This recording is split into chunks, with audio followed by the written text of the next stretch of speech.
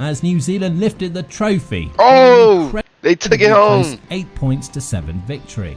But the people and around New Zealand have given this team so much this last 6 weeks, and just thankful we can repay them.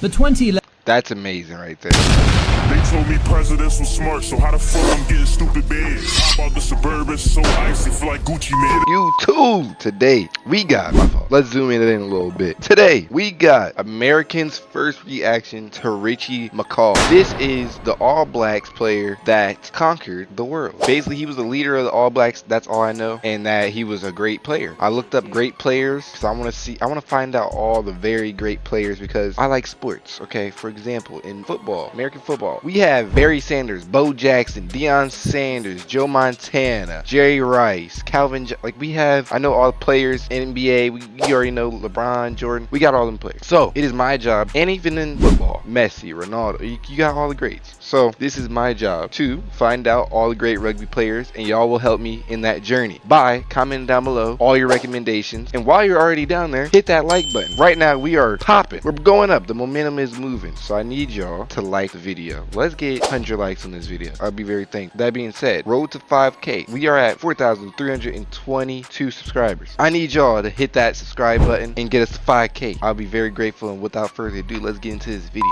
The greatest An All Blacks ordinary bloke who can do extraordinary things. These are the words RWC winner Sir Steve Hansen used to give praise to perhaps the finest captain and arguably the greatest player to ever grace a rugby pitch. So join us as we take a look at one of the greatest of all time, Richie McCaw.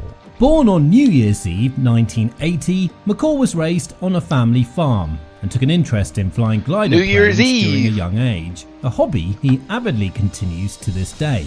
McCaw attended Otago Boys High, where he was appointed head boy and played in the school's first 15, where he first began honing his skills as a loose forward. McCaw, being a boy from humble beginnings, ventured out into the big bad world, hoping to stake his claim and make his mark. And make his mark he would. Possessing a drive and determination seldom seen, even in the competitive world of professional sport, his character always loomed large. On the field, he not only had physical presence, but poise and speed as well.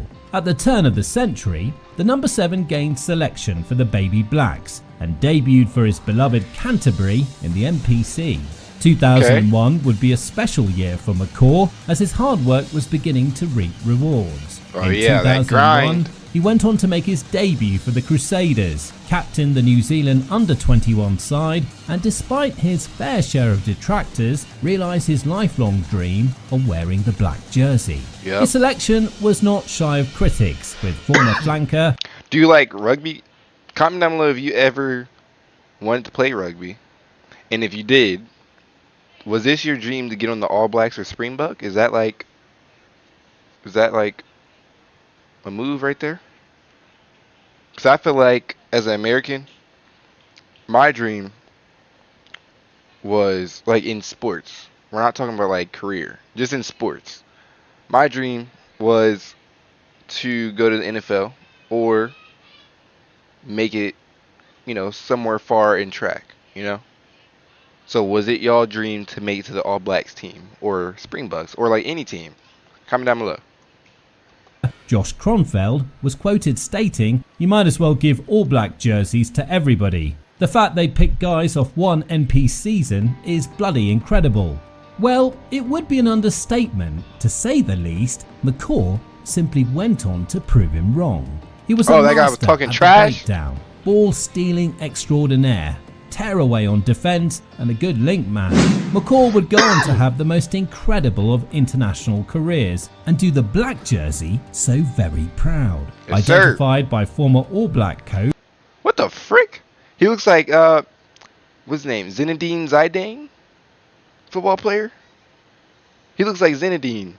Y'all know, bro. Zidane. Y'all know who I'm talking about, bro. Comment down below. I know exactly. Y'all know.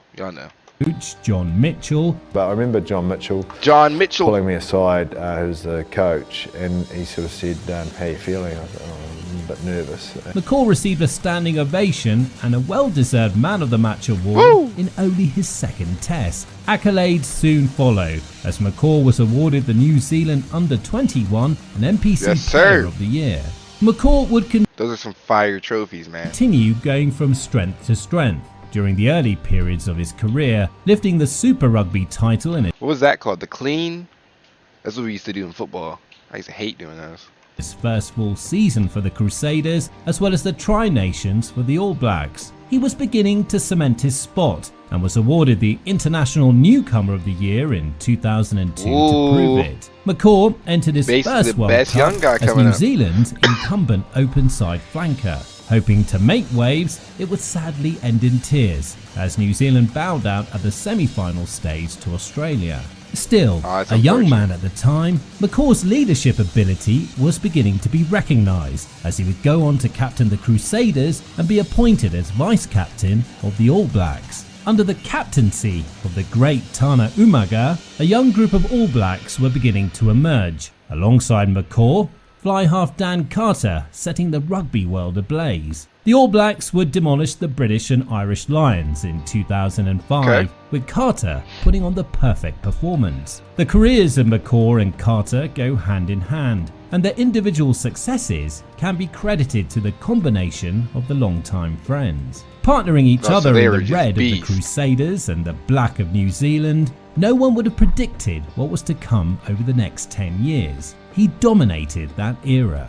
McCaw was officially appointed as ABC in 2006 and would lead the team to one of New Zealand's rugby's darkest days as the All Blacks shockingly suffered defeat at the quarter-final stage of the 2007 World Cup in a controversial match against the hosts France. New Zealand had been dominating world rugby for 2 years prior, and coach Sir Graham Henry was on thin ice despite previous successes. New Zealand had now gone 20 years without winning a World Cup. Fingers were being pointed and heads were on the chopping block. The All Blacks were being called chokers. How fair was that? People said, yep, you're the number one team in the world. Everyone can see that, but you haven't won a World Cup. Accused of That is crazy. That is true. You can't call yourself the best if you ain't winning, you know? You gotta win when it matters. So they were losing at first. I didn't know that. 20 years? That's a long time. Leadership ability. So basically he's coming in, they're like, bro, we have some of the best players in the world. Why aren't we winning the World Cup? That's what the fans are saying. So let's see if he answers. Hopefully in this video he answers. He's going to be a great. Came under fire. The mark of great men, however, is their versatility and ability to adapt to what's in front of them. This was one of McCaw's greatest strengths. As the game changed over the years, so did McCaw.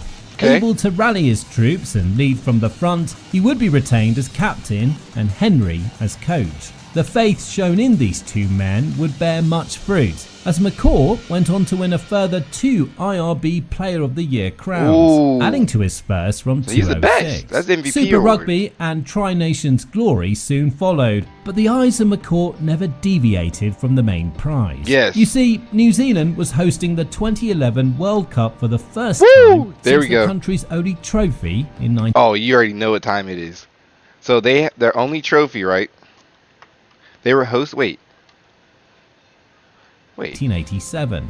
Would the drought continue, or could this soft-spoken leader take his men to the promised land? Wait, so you're telling me the last time they won the World Cup was at their home field too? What's going on there? So you're telling me the only time they win is when they host it. What's going on? What's going on there? I don't know.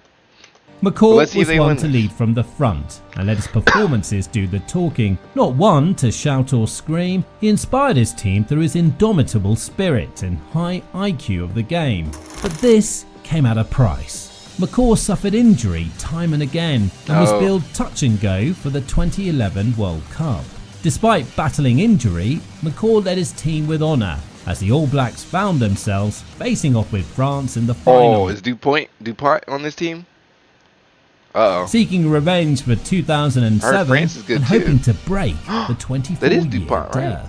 His character as a person had evolved, and so had his game. McCaw was now more of a physical ball carrier and unforgiving on defence. According to Graham Henry, McCaw was almost unable to walk as New Zealand lifted the trophy. Oh, they took it home. 8 points to 7 victory. But the people around New Zealand have given this team so much this last 6 weeks, and thankful we can replay them. The 2011 That's amazing right there. That is amazing. They came out and got the dub. to 2015 All Black side is considered by many to be the greatest team of all time, and for good reason.